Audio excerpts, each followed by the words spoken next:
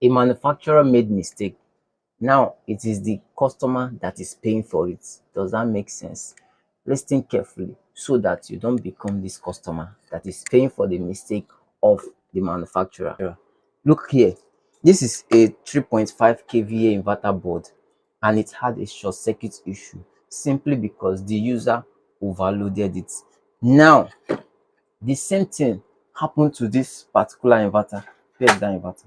This 200-watt inverter, the same overload issue. But the interesting thing is that it's very easy resolving that one. This is the board for the 200-watt inverter, and the only thing that got damaged as a result of the overload is the fuse. Where is that fuse? This is the fuse. The fuse is rated 15 amps.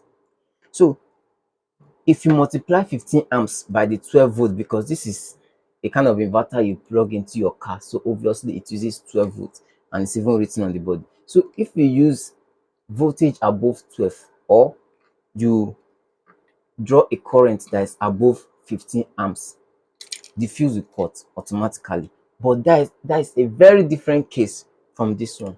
This one has a lot of manufacturing faults, in the sense that, look at the fuse. Look at the fuse. The fuse that they use here is, this is what, 40 and 40, that is 80. Multiply 80 by 48 volts, because this uses a 48 volt. Multiply it, you get 3.8 kilowatts, and this is a 3.5 kVA. Why will you use a rating like this that is above the rating? Now, if you should multiply this 15 by that 12 volts, what you'll be getting is around 180 or thereabout. That is less than the wattage. So a fuse is meant to cut circuits if the rating, if your load is getting close to the maximum. But in this case, with this one, it will never cut, because the load have not gotten to the rating of the fuse. So why will it cut? But it endangered other components. Look here, I had to replace all the transistors, and the owner will pay for it. Replace all the transistors. See all the transistors. Come close, let me show you.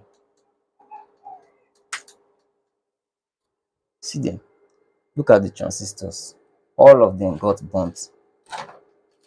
They all got damaged simply because the manufacturer made some errors, and the owner will pay for it. It's not only that. See this place. See burnt. Have to replace everything. And now another error I will still show you with this inverter is this has an from the design, it's meant to have up to extra transistors. See, this transistor was omitted, this other transistor was omitted as well, maybe to save cost or what, I don't know.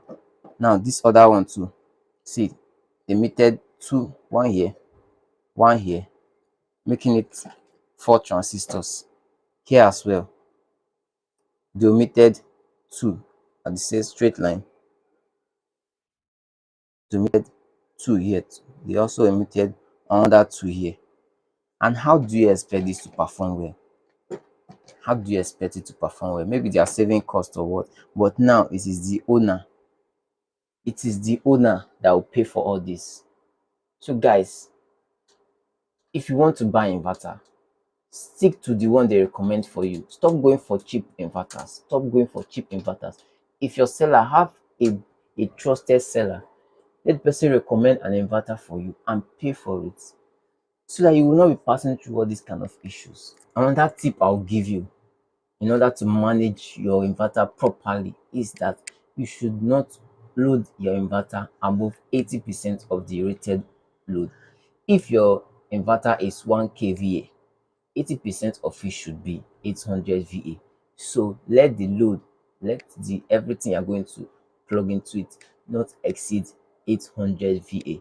With that, you keep your inverter safe, and it's very easy to calculate. Just multiply the rating of your inverter by 80 and divide it by 100. That will give you the amount of load you should put on it.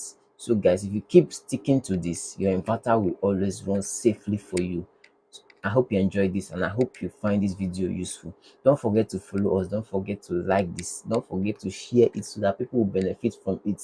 Remember, we are Humbling Technology and will offer you technical information to help you manage your gadgets properly. So, guys, see you in another time. Bye.